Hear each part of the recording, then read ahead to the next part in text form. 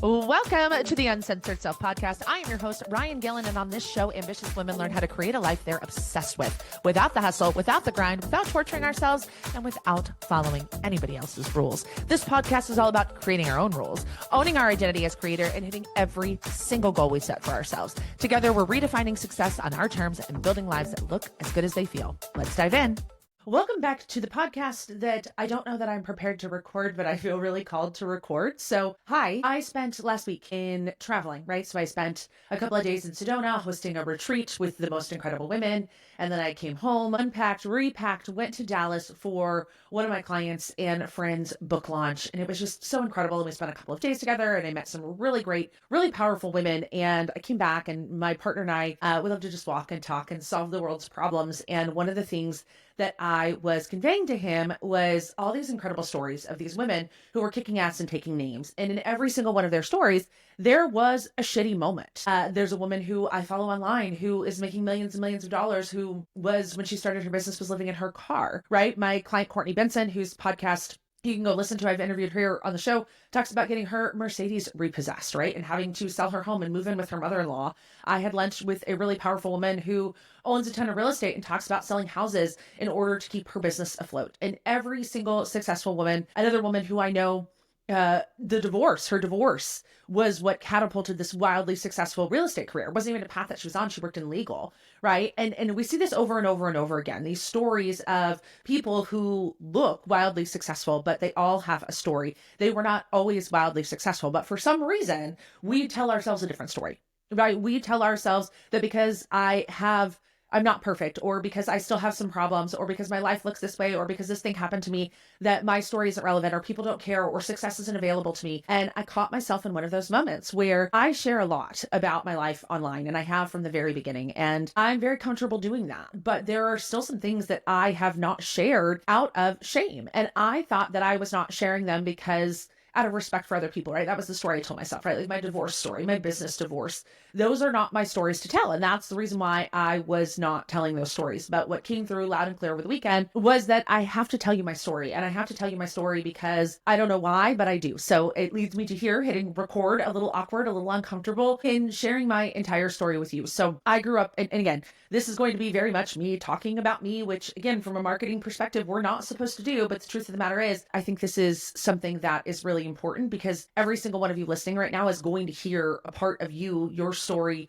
your fear, whatever your problem, and I'm using air quotes, is in life, is going to be relevant in this story in some capacity, because I don't believe that anybody makes it to the level of success that you are at, the level of success that I am at, without some of these things happening. We just don't talk about these things, or we hide these things, or we're ashamed of these things, or we use these things as fuel and not in a healthy way. So that's what I'm going to pull apart for you today. So I graduated high school from a small town in Kansas and went away on a Division I scholarship. Division I volleyball scholarship. So I played ball, full ride scholarship, all of the things. And the woman who recruited me is not the woman who wound up coaching me. And the woman who wound up coaching me is not someone that I would have chosen to play for. We did not get along. We were not a personality match. And so my college volleyball career, my first year, was pretty terrible. And it was very tumultuous. And it went from this game that I loved, that I was good at, that I enjoyed, to a sport that it was not fun for me anymore, right? It was just a job that I had to do because my college was paid for. And I was told that my college needed to be paid for. So I made that happen. But now I'm in this situation where my college is being paid for, but I'm terribly unhappy. And so I wind up quitting volleyball my sophomore year of college, halfway through the season. And my mom was like, you have two choices, right? You can come home. There's a D2 school up the street that will gladly have you walk on and play. We could probably get you some scholarship money, or you can find the financial aid office.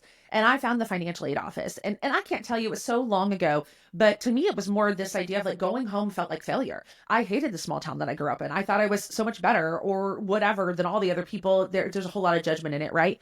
But I wasn't willing to go home. So I found the financial aid office. And here I am at a private school in New York studying fucking communications of all things. And I go and find the financial aid office and immediately saddle myself with like $40,000 worth of debt that I was not anticipating. And I could almost see that this like created this domino effect in my life of shame, because I was supposed to graduate college. Well, first of all, I was supposed to be a D1 athlete, right? Second of all, I was supposed to graduate college debt free. And now I was neither one of those things. And so my identity shifted in that moment. And again, the butterfly effect, right? I wouldn't be sitting here recording this right now if that hadn't happened, or maybe I would have, right? But that was the beginning of this domino effect of the identity that I've had my entire life is now being questioned. So I graduated college. I moved to Florida with a girlfriend, start working in sales. I started working at a call center that was run by Lou Pearlman. I rarely tell this story anymore, but we joked that we were selling dreams to 18-year-olds. And I'm pretty sure it was a scam. I didn't know it at the time, right?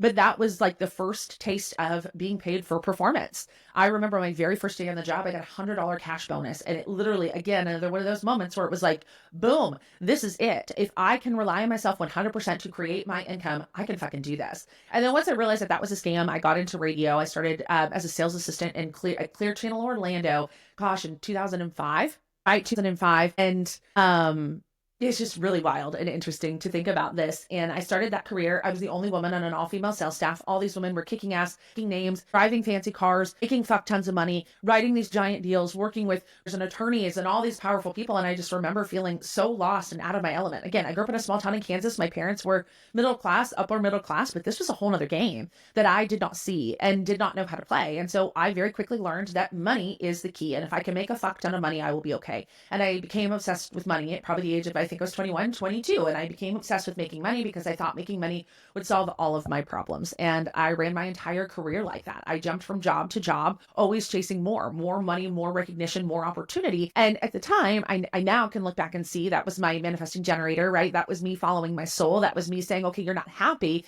but I didn't know how to not be in the career. I didn't know how to not climb the ladder. I didn't know about the work I know now, which is actually not true, which is kind of fun in all of this. One of the books that we read back in probably 2005, 2006 was U Squared.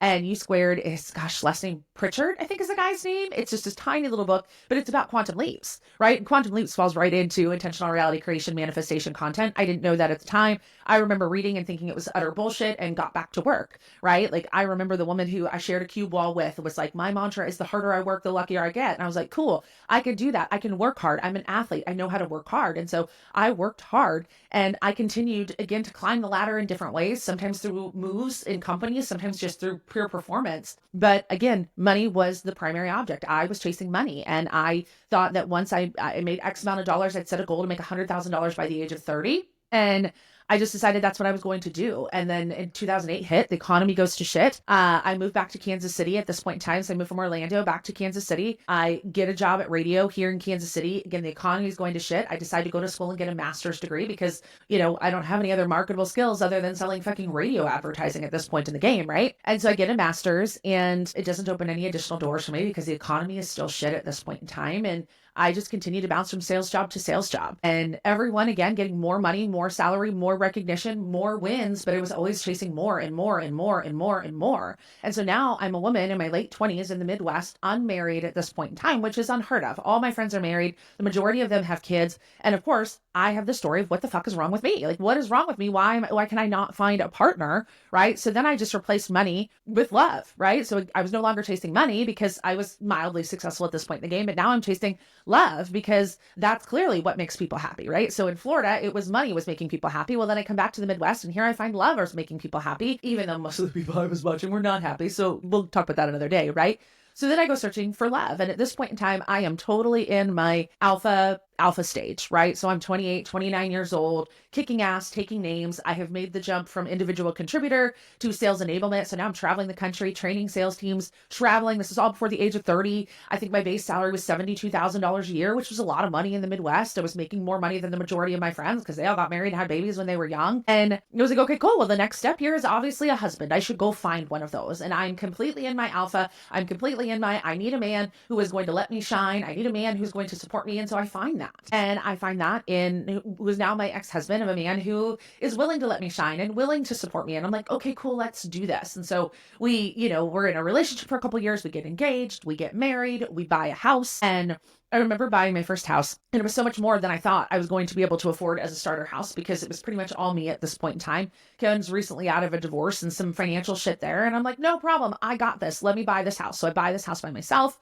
We get pregnant. We lose one pregnancy. We get pregnant again. I'm pregnant with Davis. At this point now, I'm working for a company based out of Boston that's now paying me like an $85,000 a year salary with bonuses. I'm making, 120, 140, depending on the year. And all of this. And again, kicking kicking ass, taking names. Now I've got the career, and now I've got the husband, and now I'm pregnant, and now all the things. I have the house. And then I realized I don't want to travel anymore. So I go looking for a local opportunity, and I find said local opportunity at a digital marketing agency based out of Overland Park, which is where I was the director of sales. So I'm hired as the director of sales. I get my 6-figure salary plus bonuses. So at this point, I'm making $150,000, $160,000 a year. I go back to work after Davis is born. I take him to daycare. I sit in my office that I just bought all the furniture for, and I look around and I go, shit, this can't be it. This can't be it for me. Like this can't be it. Like, this cannot be what God put me on this planet to do, is just work my fucking face off and chase external things to be happy. And I didn't have those words at that time, but that's ultimately what I take that to mean, right? That like, this can't be it feeling was a feeling of like, this can't be it. So I go looking and networking. And at the time, I think that I'm looking for just a different industry, right? I've been in sales and marketing my entire career. I know that I'm good at sales. I know that I'm a great leader. I know that I'm a great teacher. I know all of this. So I'm like, there's got to be another industry that will pay me. It will look different. It will feel different. Obviously, I tell myself it's going to be easier once it gets there. And in all of that, I discover entrepreneurship. And my first kind of parlay into entrepreneurship is direct sales. So I was actually doing wine sales for a direct sales company. I was doing in-home wine tastings, back in 2017, 2018 at the time. And I go into people's houses and I'm doing these wine tastings and I'm watching these people buy these $50, $60, $70 bottles of wine. And again, I'm making decent money, but I don't feel like I'm making decent money. I'm not the type of person who spends that amount of money on a bottle of wine. And so like, this is really interesting. Where are these people getting this money? And again, mind you, I'm making a lot of money, but I don't know where the money is going, right? Because again, I keep waiting for the money to make me feel a certain way. So I just keep spending the money thinking that if I just keep spending the money, I'm going to feel a certain way, right? But this is totally an identity game at this point.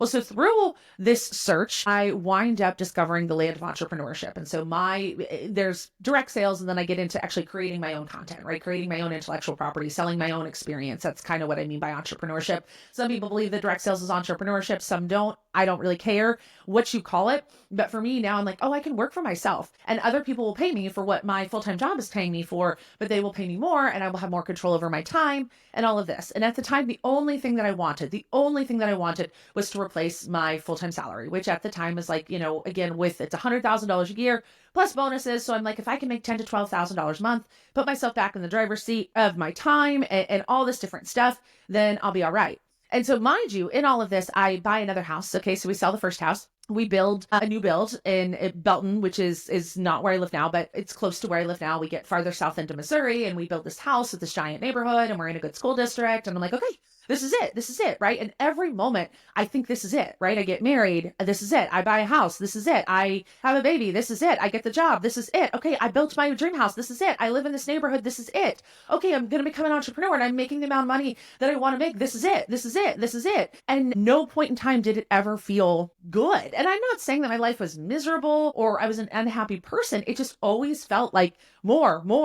I need to do more. I need to achieve more. I need to make more. And I was constantly striving and chasing more and more and more. And what I can now look back and see is I had this beautiful pattern of achieve, self-sabotage, guilt and shame. Achieve, self-sabotage, guilt and shame, because that's what keeps happening. I keep achieving these things, right? I keep buying the houses or having the babies or getting the careers or getting the jobs or doing whatever, and I achieve them, but then they don't feel the way that I want them to. So then I make them hard and I make them challenging and I tell a story and I self-sabotage, and then I feel terrible amounts of guilt and shame because what the fuck is wrong with me? Why can I not just be happy? I have everything that I could possibly want, right? I have a supportive partner. I have a beautiful child. I live in a home that I picked every motherfucking thing out in, right? I have family that supports me. I'm good at my job. I'm excelling everywhere. And inside, I'm like, I don't feel good. And now I know that the feeling I was looking for was fulfillment, right? But I did not feel fulfilled because there was still more money to chase and more things and more, right? So now I'm on this entrepreneurial journey and my business blows up. Like it literally goes from, so 2019 is the year that I left corporate America. And so I had a full-time job the first half of the year. I had Georgia in June of 2019. So I don't even remember what my corporate salary was at that time, but the business did $120,000 in 2019. And this is me working part-time with a newborn. And then 2020 happens, which y'all know that's COVID, the world shuts down, and I am perfectly primed for that, right? So I'm growing this giant Facebook community. I'm teaching sales to new entrepreneurs, and I grow my business to $5 $518,000 that year, which is an obscene amount of money to me at that time. Like, was never on my roadmap. I never, like, millionaire was never something I wanted, that I thought was available to me. All I wanted was to be able to buy the things that I wanted to buy, right? I was following the plan for the American dream. And so I have this killer year in business. At the time, I'm working with a business coach. I'm coaching inside of her program because I'm having such success. And she approaches me with an idea to launch a new business and to launch this sales training company. And so this is 2020 where this all comes about. Again, the online economy is booming in crazy ways. My business coach then turned business partner. Her business goes from 2 million to 10 million overnight. And she's like, I want to build this thing with you. And my ego was like, yes, yes, and more yes. This woman has hundreds of thousands of followers. She's making fuck tons of money. She wants to build a business with me. And I'm a yes to all of that, right? So we jump in, we launch this business. And at the time, the intention was she was going to run her business. I was going to run mine. And then we were going to run this one together and eventually hire a CEO. Well, the business takes off. Like, we literally do $200,000 in sales in the first month. It was fucking bananas. Bananas how quickly this thing takes off. And so she comes to me and she says, hey, this is bigger than we ever imagined. Would you consider, retiring your brand and stepping into running this business? And I said yes to that, right? Because in my mind, again, the ego story that I told was this is about impact, right? This is about my ability to impact more people. And so if I partner with this woman with this giant audience and I'm teaching sales to not just entrepreneurs, now I'm impacting sales professionals, which is something that's always been near and dear to my heart. So yes, of course. So I retire my brand and I jump in, and it's probably about, fucking 2 months into this that I'm like, not it, right? This was not the right choice. And this was the choice. This is 2021 at this point in the game. I have worked with multiple mindset coaches. I have worked with business coaches. Again, on paper, I'm winning everywhere I go. People are celebrating me. My Facebook group is growing faster and faster and faster. My inbox is full of people who want to work with me and learn from me. And inside, I'm literally dying. I'm like, this is not it, right? This is not it. And so then in 2020, I missed this part of the story. I sell the house that I built. And I buy a house where I now live. It's the home I live in. I live on a golf course. I live in a 6-bedroom, 5-bath house in a golf course community. And again, this is it. Like, my ex-husband and I used to drive this community, right? This is where we wanted to live. And the fact that I had made it and I'd made it so much faster than I thought I would should have felt amazing. And of course, again, it didn't, right? So I move into this neighborhood and I move in and I think I'm going to make all these friends. And I think this life is going to look this way and it's going to be amazing. And I finally fucking did it. And what do you know? Not happy there either, right? So it's still more, right? Now we need more money because now we need to be members of the golf community. And gosh, now I need a new car. And now I need to pay people to do all these things for me because I can't be running, a $500,000 business and doing all of these things for myself. So I just keep throwing more money and more money and more money, right? So I'm throwing money at shit. This other business is growing. I decide to retire my brand. 5 minutes into that, I realized that this is the wrong move. And this was the move finally where I was like, okay, Ryan, the common denominator is you. The common denominator in every single one of these things, these areas of achievement, self-sabotage, and guilt and shame, deep guilt and shame, is you. Something's got to give. And in all of this, I meet my mentor, Stacey Baronfest, who I just love dearly. I met Stacey. We were in a mastermind together. We met in person. I think the first time we met was early 2021, and then we met again in June of 21. And I'm sitting in the lobby of the Ritz-Carlton in fucking Vail, right? Because this is my life at this point. I'm sitting in the Ritz-Carlton in Vail, and I'm down there reading a book because at the time my now ex-husband has traveled with me. He's sleeping. I don't sleep anymore, right? Because I'm so stressed out and I'm so anxious and I'm making a fuck ton of money, but I'm spending a fuck ton of money at this point in the business. We're on track for $1 million year. I have a team. Payroll is huge, and I'm just leading in a way that is so outside of my comfort zone. I'm not sleeping. I'm gaining weight. I'm unhappy. I'm not present with my kids. So I, obviously sneak out of the room, come downstairs to get a cup of coffee and read a book. And Stacey sits down next to me, and mind you, this is like, 5:30, 6 a.m. And she starts asking me questions, and I'm like, what do you want from me? Like, I don't really know you. What do you want? And so I get back to Kansas City. We get on the phone, and I don't know what Stacey said to me or did to me, but it was the first time in my long, long time that my brain stopped yelling at me. That the endless chatter in my brain telling me more, you're not good enough. You're not good enough. They're going to find out you don't know what you're doing. They're going to find out that you're a fucking fraud. They're going to find out how unhappy you are. They're going to know that you're a fucking cliche. That voice finally stopped. And I gave Stacey a lot of money. We're talking to the tune of 6 figures to just help me fix it. Help me, right?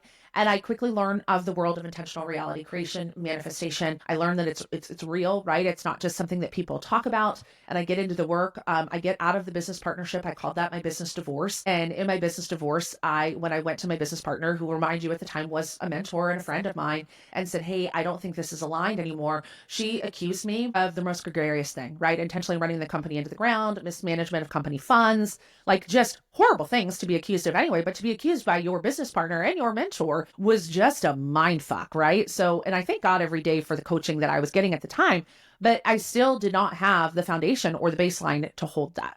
Right. So 2021 is our $1.2 million year. 2022, I launched a new brand called Be in the Room. I'm like, I want out of business. I don't want to do this anymore.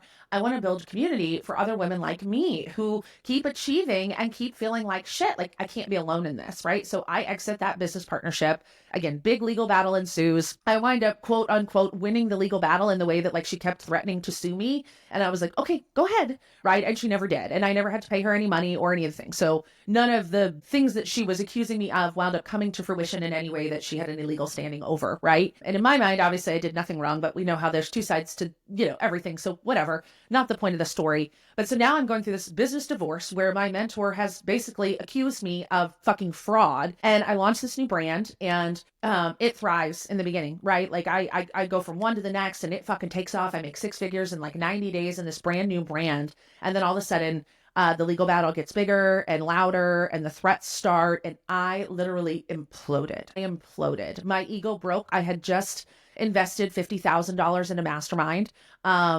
That I had not paid for yet. I had just agreed to a $75,000 certification. And I had, when I quit my business or walked away from the partnership, I decided to keep 2 of my employees. And because I was like, I need a marketer and I need an organizational person. So I'm going to keep these 2 people, and we're going to go over here and we're going to do this thing. And again, in the beginning it grew, and then it didn't. And it just rocked me and my confidence to the core. To go from $100,000 months to $200,000 launches to getting, $20 fucking wire transfer or $20,000 wire transfers, to struggling to pay my bills, to struggling to make credit card payments, because at this point now I've got this $50,000 mastermind, or the other half of it, right, on a credit card. I've got this $75,000 coaching certification on a credit card, and I'm like, no big deal, right? I know how to do this. I know how to make money. Let's go. And I tried to grow a business in the exact same way that I had grew every other version of my business, which was through hard work, which was through suffer, which was through sacrifice, which was through effort.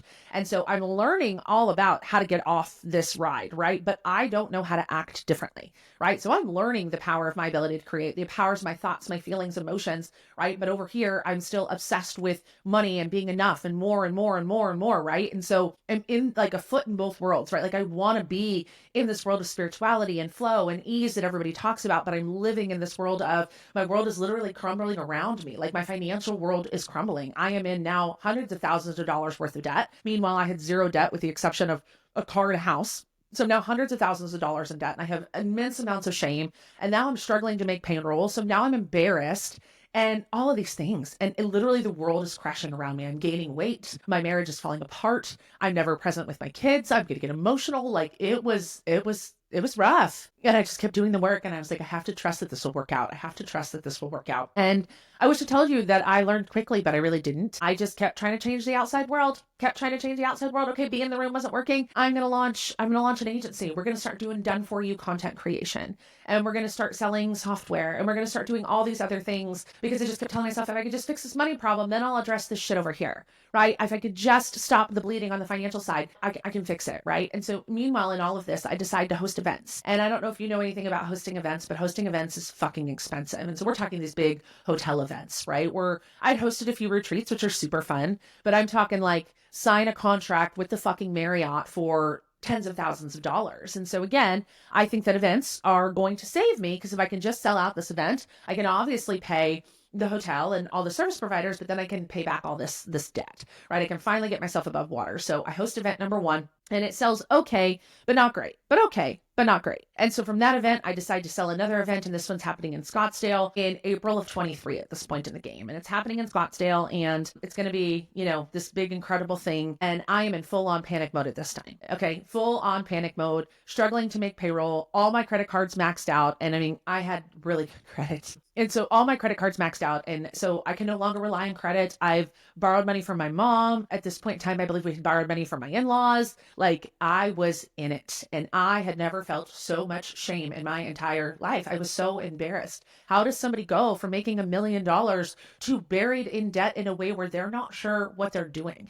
And so on top of this, I realized finally that my marriage is over. Okay. And I don't want to go into a lot of detail because, again, that's not my story to tell alone. But I realized that, like, hey, I wanted, right? I told you when I met my ex-husband, and I wanted somebody who would just champion me and let me do what I wanted to do and let me be where I wanted to be and let me show up how I wanted to show up and let me call the shots and let me make the money. And that served me. But as I went on this spiritual journey, I started pulling apart, who am I and why do I keep creating these situations? Because mind you, through all this chaos, I'm still doing the work. I'm still showing up every day because I refuse to fucking quit, right? I have come too far. And quite frankly, I have lost too much for this to be the end of the game. So at least I have just pure motherfucking stubbornness at this point, right? So I'm like, I'm not giving up. I'm not fucking giving up. I will get out of this. But I realized at that point that my relationship is not aligned with where I want to go. And so I did a lot of work because I realized the first time that I put divorce on the table that it would have been, here's all the things you're doing wrong. And what I did learn in my work with Stacey and in my certification, I realized that like wherever you go, there you are. So if I just get a divorce because you're not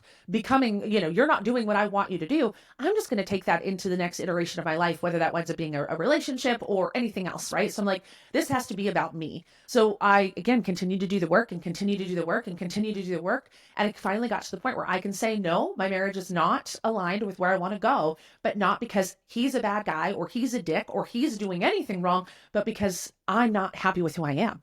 I'm too young. So all this happens. I tell people all the time, I woke up on my 40th birthday, which is June of 2023. I wake up and I'm like, I can't do this anymore. I can't do this anymore.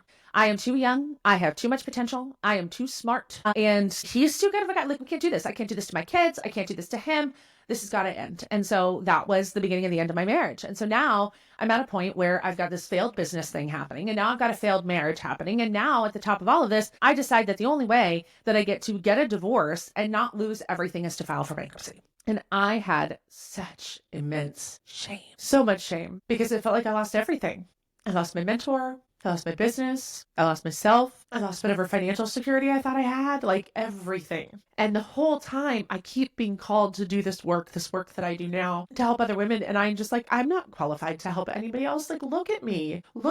I'm a mess. My marriage is a mess. I'm 50 pounds overweight. I'm filing for bankruptcy. Like, who am I to guide anybody through this journey? It's actually Stacey, my mentor, who will consistently tell you, like, the lessons that you have to learn are the lessons you're meant to teach, right? Like, it's not an accident, Ryan, that this work keeps showing up in your life, right? That you were asked, told to read You Square back in 2005, and you read The Secret in 2008, and you've been popping in and out of churches your whole life looking for the connection of some kind. Like, this is just the path, and the universe is teaching you a lesson until you learn it, and you're so motherfucking stubborn that you won't learn the lesson, which is to let fucking go. Let go. Let go. And I didn't even know what it meant to let go. I was such a control freak that I was like, I don't know. I mean, like, I'm losing everything. What do you want me to let go of? And it was letting go of that identity. It was letting go of that story. It was letting go of hard. It was letting go of suffering. Like, that's what I was being called to let go of. And so I start letting go, right? And I start doing the work. And at the time, I met Derek, who is my partner, who is just the most incredible human on the planet, who has just been, it's just wild. And one of these days, I'm going to convince him to do a podcast interview with me so you guys can meet him and experience that or hear his side of how this all came about. But I often say that Derek was my first real true manifestation, meaning total let go of control. I mean, we're always manifesting, right? Like, I know that, but where I set an intention of this is what I want and I let go and I brought it in. And it was back in July 2023. So at this point in time, Kevin and I are separated. He's moving out. I go to Sedona with Stacey because she's selling her house there. And we're saying goodbye to the house. And I just needed some space. I needed to think, I barely have the cash for this adventure at the time, mind you. Like, I am literally at a point where, the only money that is available to pay the bills and, put food on the table for my children and keep them in daycare. Like, that's it. There is no extra money at this point at all, which, again, so much shame, because I'm the type of person that was like 10 grand for a retreat in Costa Rica. Let's go. $50,000 for your mastermind. Oh, we're going to Mexico. Oh, cool. You want to hop on a plane? I'll meet you in Sedona. Like, that was my life. And now I'm at the point where I'm like, I have to use points to get to Sedona, and I've got like a couple $100 in spending money. It was a mess. So I go to Sedona with Stacy, and we're out at this wine bar, and she is like, what are you looking for? Like, in a man? And I'm like, I'm fucking looking for shit in a man. Let me be real clear. Like, I'm not trying to get into a relationship. I'm trying to get a divorce. Like, hear me. And she was like, I know, but while you are in this season of knowing what you don't want, I want you to make a list of what you do want while it's fresh. So I go back to Kansas City. At this point, Kevin has moved out. I'm like settling into life, in this co-parenting world. I never referred to myself as a single mom because I'm not a single mom. My sister's living with me at this point in time because she's trying to buy a house, which thank God she was. Again, all the ways that I was supported that I didn't realize, like Shannon moving in and paying me rent. Like, are you kidding me? Like, at the time, I didn't know it, but that was me being supported financially. Like, the way that God was showing up for me that I couldn't see. Right. And so what I mean by that is there are clients who would pay us for services and not use them. And I used to, again, that was such a pride and ego thing. Like, what do you mean you paid me for these services? And I had to earn every fucking dime that I made at that point in this journey. So it was like, I had to earn that $2,500 that you gave me, or that $5,000 that you gave me, or that $1,500 that you gave me. But like, I'm talking like 15% of our clients would sign up, pay us, and never execute on the services, which I now know was God showing up for me, right? My sister moving in and paying rent, God showing up for me. Like, in the craziest ways. But at the time, I didn't have that. I couldn't see that. I was so desperate, sad, angry, ashamed, and embarrassed that I couldn't even see those things for what they were, right? I'm still running the agency at this point in game. I still have 2 full-time employees. Derek, I'm telling you the Derek story. So I make a list. It's August 1st, 2023. I make a list.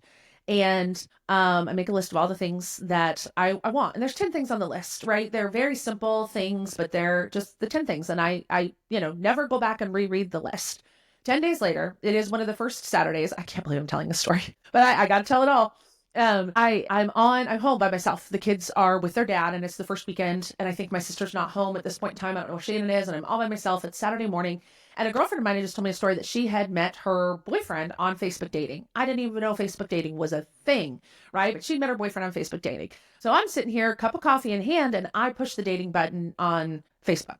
I did not intend to date. I was literally there to window shop. I want to be real clear, right? Like, I wasn't ready. I didn't want to talk to anybody. I wasn't there to message anybody. I was literally there to window shop. You know, when you pull up like the Louis Vuitton website to look at the new handbags, but you're not there to buy one. You're just looking, right? Or you're shopping for cars that you can't afford. That's what this was for me. And so I go looking, no big deal, put the phone down. And what I don't realize is that I'm now getting all these notifications coming through from Facebook dating. And at the time, again, still running a marketing agency, my team is still in my social media content all of the time. And I am like, oh my God, there's all these notifications from Facebook dating. And one of my team members is going to log in. Nobody even knows that I'm getting divorced. And now I am, now I've got these Facebook dating notifications. So I opened the Facebook dating app to try to turn it off, because again, not ready to date. Turn it off, turn it off, turn it off, turn it off. And I'm going through, and now I'm like, ooh, there's all these people who are interested in me. So now I'm looking at the men who are interested in me and who are messaging me. Again, no intention to interact. But then Derek had interacted with me. I think maybe he sent me a message or something. I don't even remember. But I was like, how do I know that guy? And because it's Facebook, you can open their profile. And I'm like, he's Facebook friends with my sister. I'm like, he went to our high school. I'm like, okay. So I literally just shoot him a quick message. Straightforward as, not here to date, not here to do anything, but I do need to make friends. Here's my phone number. Let's go grab coffee sometime. Right? That's it. Send a message. Boom. The end of Facebook dating for me. Well, so Derek text messages me and we wound up going to grab a drink. And again, at the time, all I want is a drink. I'm like, okay, well now I got to learn how to make friends. I'm not trying to date. I just really want to get out and learn this new identity and this new thing. And it feels really not scary to do it with somebody that I went to high school with. I'm like, I think he'll chop me into little pieces and kill me. I text one of my girlfriends. I'm like, do you know this guy? And of course she tells me this horrible story about him and his ex-wife. And I'm like, okay, cool. Well, I'm going to let him buy me a drink. And she's like, I don't think that's a good idea. I'm like, I don't really care. So we go out for drinks and it was just fun. It was fun and it was flirty and it was this whole new, I literally told him I refuse to make decisions. If you would like to see me, you need to ask, you need to tell me where to go, when to show up. I'm not thinking here, right? Maybe a little extreme, but I was just no, again, unbothered energy is what I call this with my clients, where I was just there's nothing I really need here. I desire this. This will be fun. But if it doesn't work out, I don't care. I feel like I have nothing to lose. I'm not looking for a relationship. I'm like, whatever, bro. And we fell in love and I did not mean to at all, but it's been the most romantic, fun, exciting experience of my adult life. It's just been so fun. And I've learned so much from him. And like I said, I'm going to get him to come on, but I'm telling you this story because it was the most real manifestation where I was I wrote it down, put it out into the world, was completely detached, completely not obsessed with the how or the timing or anything. And I just put it out there. And within 9 motherfucking days, guys, from August 1st to August 9th, I think was when we started talking. I think we went out for the first time on like the 11th or 12th. And also, it's way too soon for me to be dating after a divorce, according to the world. Meanwhile, I had known for a while that my marriage was over. I think that my ex knew that my marriage was over, but according to the outside world, the optics were not good. And I was so uncomfortable in that. And meanwhile, I'm still struggling with money. I'm still barely making enough money to pay my own bills and pay payroll because I'm a fucking moron. And I refuse to let go of my team because I'm prideful, right? I don't mean to call myself a moron. That's not very nice. See that? That's still in there somewhere, right? But I refuse to give up. And now I'm selling services that I can't fulfill on my own. So now I really feel trapped because I'm like, well, if I let go of my team, I can't fulfill these contracts and I need the money. And it was just crazy, right? So keep pushing. I'm learning all these things. I'm on my journey. And it finally takes me to June of 24. In June of 2024, at this point in time. And it's, again, woke up on my 41st birthday. What it is with my birthday was like, I can't do this anymore. Like, I can't keep this business running. At this point, I'm prepared to get a job, right? Like, I'm so tired of chasing payroll and I'm so tired of chasing the bills every month. And I'm so just frustrated with myself because I know so much, right? Like, I know how to manifest things. I know that I can create my own reality. Like, I know why is this thing for me? So I ultimately decide to lay off my team. And at that time, I'm just going to consult. I'm like, without the team, I've got my expenses down to bare minimum at this point in the game because I have filed bankruptcy. I've got my expenses down to next to nothing because I wasn't making enough money. So I'm canceling everything that's not, that I don't need and all this other stuff. And so I decide to lay off my team and I was devastated. Like, I hate to admit it, maybe more devastated about that than I was when I realized that I had to get a divorce, right? And I remember, like, you can feel that emotion in my chest right now. I was so distraught because I was so afraid that, God, I'd let these women down and like what was going to happen to them, which was so silly because they're brilliant and talented and they've both landed in really incredible places. But I called Stacy, who's my mentor at the time, and I say, Stace, this is what I'm going to do. Will you coach me through this? Like, I'm really distraught. And she was like, cool. I just want you to come grow Soul Charge, which is her company. I want you to come grow Soul Charge with me. And I'm like, okay, cool. Let's do that. If we're going to grow something very similar, we might as well do it together, right? So that was the journey we took. And even that was, my tiptoe into personal development and letting go of sales and marketing and leaning into personal development and working closely with Stacy and selling this program that was not about money. It was not about career. It was not about ROI. It wasn't like, let me help you grow a business. And so I had to like literally step into this identity of now I'm supposed to be somebody who has their shit together, right? And meanwhile, again, still struggling financially. Obviously it gets better because I let go of the team and I need to make less money, but there's still just so much baggage. And so I'm just pulling back layers and pulling back layers and pulling back layers. Stacy and I are working together. It's not growing as quickly as we know that it should, considering how talented the two of us are and what we know. And there was a lot of weird shit that we were both working through, and we were working through it together. And it was just really beautiful experience. But I went for a walk the Wednesday before Thanksgiving, and it's so now like 4 months into this working relationship with Stacy. And I'm like, gosh, something's not right here. So I go on this walk and it just comes through. I think this is what the spiritual world calls downloads, and just comes through. Like, it was always about the Uncensored brand. Because when I filed my LLC in 2018 and started making money in 2019, the name of my business was Uncensored Consulting. And my flagship program for many years, the one that made my first $1 million, was called the Uncensored Sales Program, and then the Uncensored Sales Accelerator. And it was always about the Uncensored brand. It was always about living life outside the lines. Like, that's what this was always about. It's time to step into this. And literally over the course of the weekend, I built curriculum and I put it together. I got on the phone with Stacy on that. It was a Monday. It was December 1st. And I was like, I love you. I need to be done. And I literally had my first client within 48 hours. And it has literally been bananas since December 1st. And I've signed just incredible clients. This retreat that I hosted, right? Like, my clients are thriving. Courtney starts talking about me on TikTok. All these people are following me. They're reaching out to me. They're booking calls with me. And I'm like, oh my God, I finally did it. I finally fucking did it. Like, I finally now fully understand what alignment is, right? I'm aligned in the work that I'm doing. My relationship is thriving. And this whole time I've lost 40 pounds. I did use weight loss medication, which I had a whole lot of drama around because that's cheating, right? Because if I don't suffer and torture myself, then clearly, I haven't earned it. So there's a lot of drama that I coached myself through with that, right? But it's finally like all firing on 4 cylinders. And fucks 4 cylinders, right? Like, we are thriving at this point in the game. And it was just incredible. The holidays were so fun. January was so fun. February was really great. Like, it's just been incredible. But I realized that I still have shit, right? And then I let myself get in my head around, well, who's going to hire you if you still have shit? Because most of my clients make more money than me.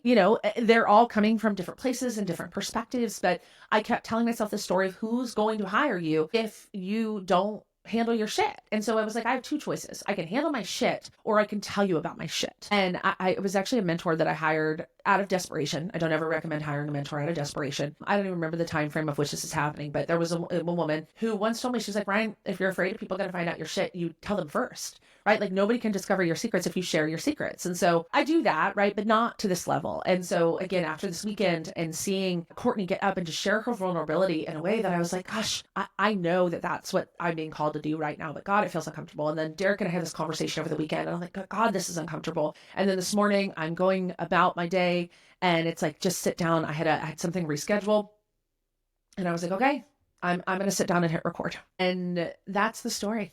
That's who I am.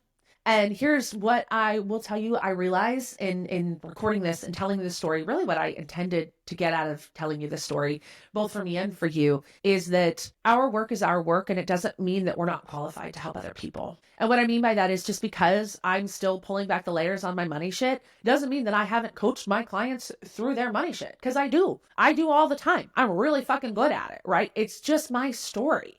It's just my programming that I'm working through. It doesn't mean that I don't know it and I don't understand it and I can't let clients do it. And I don't know who the fuck told us that if you can't work yourself through it, then you can't and that's so silly, right? Like I really have a love-hate relationship with professional sports. We'll talk about that later. But, find me a professional, a pro coach. I'm in Kansas City, right? Like Andy Reid didn't play football, right? He didn't play football, but he knows football inside and out. Right. And I always look at that example of I don't have to have all of my shit figured out because you know what I have figured out? I have figured out alignment. I have figured out happiness. I have figured out that when the more of me I am, the more successful I am. And that's what my clients want. You guys don't want me to teach you how to make more money. Most of my clients, like I said, they make more money than me. You know how to make money. You want to be happy. You want to get off the hamster wheel. You want your life to not be so full and not be so stressful and all of those different things. And I have fixed every single one. I don't even like that word, right? I've overcome every single one of those areas.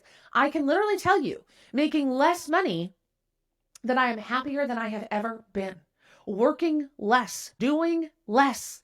And I feel fulfilled and happy in ways that is just unbelievable. Like I wake up every morning and I was used to, right? For many years, I would wake up with this anxiety and this, oh my God, feeling of like, I got to solve this problem and this. I don't do that anymore. I wake up and I roll over and I'm like, there's this man here who loves me and loves my kids and supports me and also still allows me to be in my feminine energy and allows and just guides me in such a beautiful way, but I still get to shine in the way that I want to shine. Like I have fully exited that super uber masculine force side of things. I can tell you without a doubt that I have exited that. And I am on the upward path of letting money just flow in and more on top of more. But just because that's not happening right now doesn't mean that I'm not qualified. It doesn't mean that I can't help people because I am helping people every day. I have the most incredible clients who are getting the most incredible results. And I don't know if I'm saying this for you, if I'm saying this for me, but I just think that this is such an important conversation because we all want to hide our shit, or we think that the people we watch or the people we follow or the people who are doing what we want to do, we think that they don't have shit. And I don't think any of us, and I've said this before, I think I said this on the last podcast I recorded, I don't think that's the game. I don't think any of us came here to live in utopia. I don't think that's why our souls chose this space-time reality. I think our souls chose this space-time reality to do the work that we're meant to do. And my work is to free women from the prison inside of their head in the name of accomplishment and achievement and money, and learn to detach their identity from outside of themselves to holding it inside of them. I believe that to be my work. And so I believe that I'm going to continue to have to do my own work. And I'm going to continue to learn lessons. And I'm never going to be perfect because that's not the fucking point, right? And I believe that that's true for you. That there's something that you are supposed to be doing right now and you're telling yourself that you can't do it for some godforsaken fucking reason. Whether it is because, you had a business divorce, a bankruptcy, and an actual divorce in the last fucking, 3 years or what, right? Don't know. But I just felt like I had to tell you this, that you needed to know this, that I needed to share it. I don't know if this is for you or for me, if this is just a way of like, this is the motherfucking story. This is the story. My divorce is finally finalized, which took way too long because I was dragging my feet, because I was, again, distraught, stressed out, all the different things. Like, I finally am at this completely clean slate in my life where I can tell you that I am in the driver's seat of every single thing that is happening, and it feels so fucking good.